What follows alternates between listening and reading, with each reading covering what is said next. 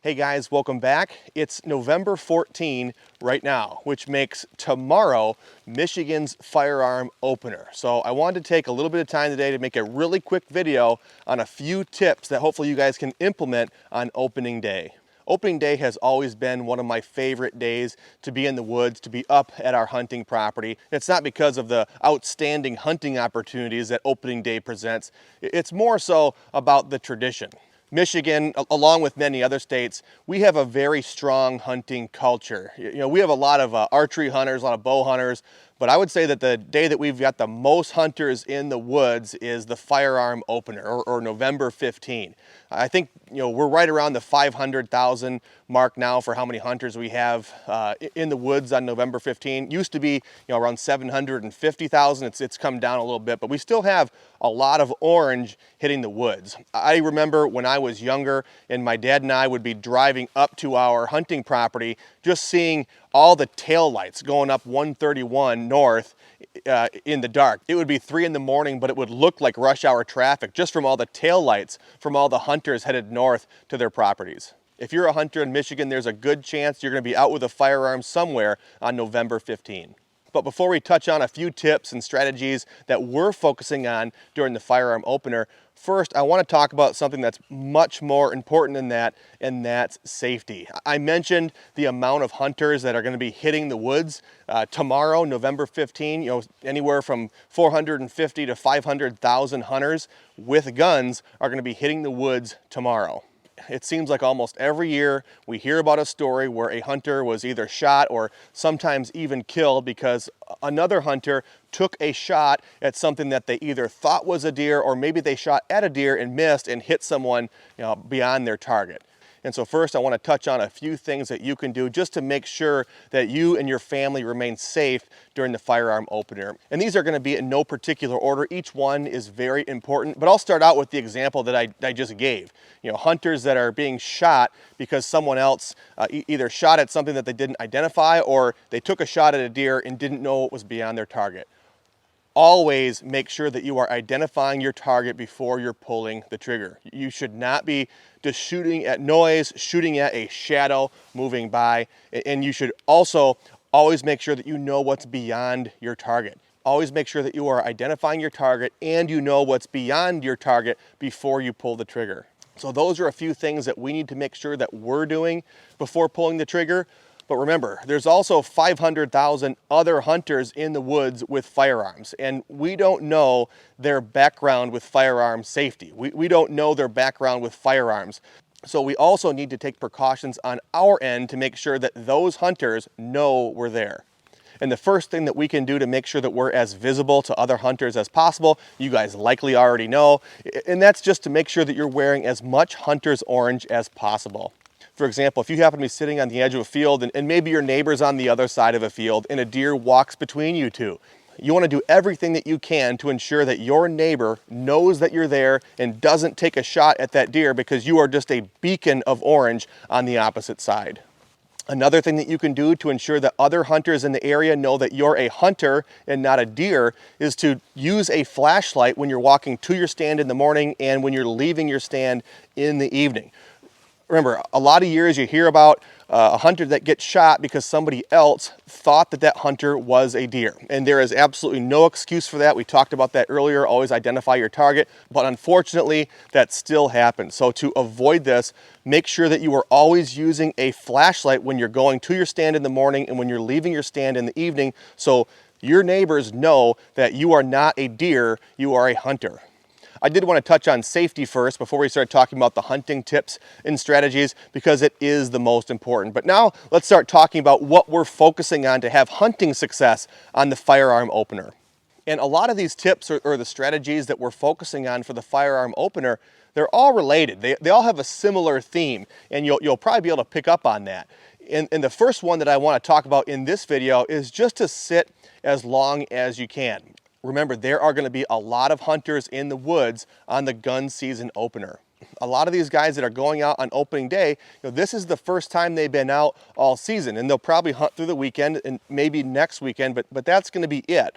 And a lot of these guys, they don't sit nearly as long as some of those archery hunters, and there's nothing wrong with that. It's just that they don't sit nearly as long. They have different priorities. Some guys, they really want to get back for breakfast to hang with the hunting group, swap stories, or maybe someone else on the property shot one and they can't wait to get down and help track. For one reason or another, a lot of hunters get out of their stand early. And when they do that, they're going to be pushing deer around the neighborhood. So you want to try to be in your stand as long as you can so you can take advantage of all these deer that are being pushed around from other hunters. A lot of times when you're hunting, unless you're doing an all-day sit, you have a time in mind that you're going to try to sit to. Whatever that time is on opening day for you, try to sit a half hour longer. Again, because we don't know when our neighbor is going to get down and start pushing deer. Sometimes that's 8:30 in the morning, sometimes that's 11 when guys get down and head to breakfast or head to lunch. The bottom line for this first tip is there are going to be a lot of deer being pushed around by hunters in your neighborhood, and you just want to make sure that you are in your stand when that happens. But what stand should you be sitting on opening day? And that's what I want to talk about next, are our top 3 stands that we really love to sit on the gun season opener. And with these 3 different stands, again, you're going to sense a related theme. You're going to sense a related theme throughout the whole video. But we like hunting these 3 different stands for a little bit of a different reason. And the first one that we really like hunting is the edge of an open field. During the archery season, we will sit on the edge of an open field if we can get near an inside corner or maybe along a hedgerow that connects our neighbor's woodlot to ours. But a lot of times during archery season, we're not sitting on that open field because deer are just too far away. You can't really get as many shot opportunities as opposed to if you're back in the cover a little bit. That all changes on the gun season opener for obvious reasons. We can see and we can touch deer that are much further out. Just the fact that you can reach out so much further during firearm season compared to archery makes that open field a great stand location. But there's a few other reasons why it's a great choice as well. Remember, deer are being pushed around the neighborhood a lot from all the hunters moving around. They're pushing into areas that haven't been pushed into all season. So they're going to be moving, and if you're on the edge of that open field, you have a really good chance of seeing them moving from one section of cover to another. A lot of times when deer are running from one section of cover to another, through the open field after getting bumped by that other hunter, they'll be running through the open field and they'll hit like a line of cover. A lot of times this is a hedgerow. They'll hit that hedgerow and then they'll work that hedgerow up to your woodlot. So this is an area that we really like to sit, along the edge of an open field, maybe near an inside corner or where a hedgerow meets our woodlot, just because you'll have a lot of deer that will funnel right to you. And then once they hit the woodlot, a lot of times they stop presenting a shot opportunity. The next stand location that we really like to hunt during the firearm opener is a pinch point that's located between 2 different focal points or 2 different destinations. And just like with during the pre-rut and during the rut, those destinations can be anything. It could be a pinch point between 2 different bedding areas. It could be a pinch point between a bedding area and a food source, just 2 different destinations. Again, because this is an area that consolidates deer movement. As deer are moving through the neighborhood, through your property, they are going to be constricted there. And so you're going to have a higher probability of seeing deer as they move past that pinch. And tomorrow, during the firearm opener, you might see more traffic than usual because, again, deer are going to be getting pushed all over the neighborhood. So as they're getting pushed from one bedding area to another bedding area, or maybe off a food source in the morning, they're going to run back to bedding. These pinch points are going to be great stand locations because, again, these deer are going to be running through the neighborhood, and these are areas that constrict movement. And I will say on most years on opening day, these pinch points, they get a lot of traffic throughout a lot of the day. It's not just deer leaving the food source and heading back to bedding or leaving bedding and heading to the food source. You get that movement, but you also get all the movement from deer getting pushed around the neighborhood from hunters walking around. That's likely where I'm going to be sitting tomorrow on opening day with my son. It's a pinch point that's located between 2 different bedding areas, and there's also a food source close by. So I just heard a gunshot. So people are getting ready here in Michigan. But yeah, that's going to be where we're sitting on opening day, a pinch point between 2 bedding areas and a food source that's pretty close by. And the third and final stand location that we really like to hunt on the firearm opener is within the bedding areas.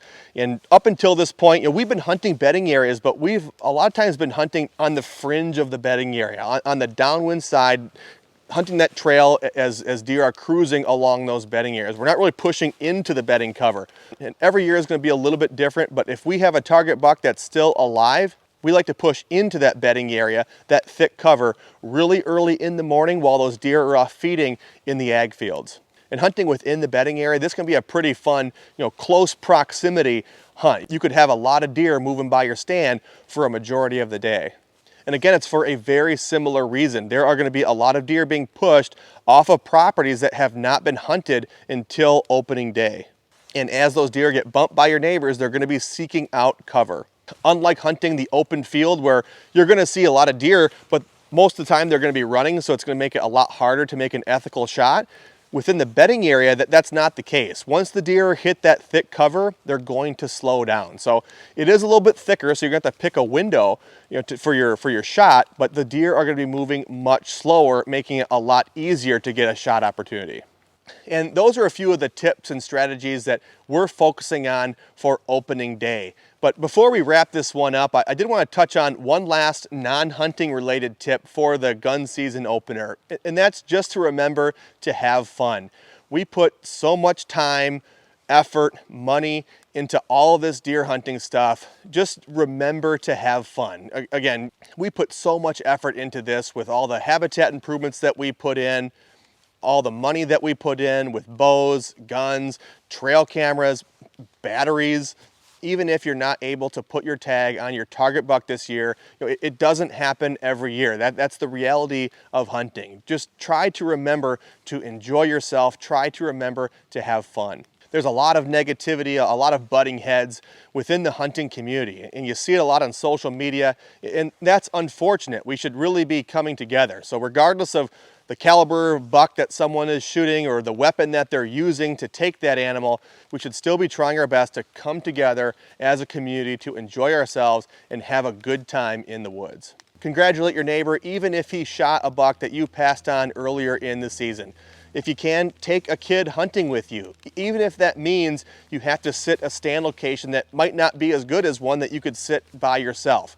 Me, for example, I said I'm taking my son with me hunting, and there's probably a stand that I would hunt if he wasn't going, a better stand location. But that's okay. I would much rather sit in a location with a slightly lower probability of having success, but have my son with me. And hopefully this season has been treating you well. But even if it hasn't, just try to remember to enjoy yourself, have fun, stay safe, and shoot straight. That's going to do it for today, guys. Good luck, and we'll see you in the next video.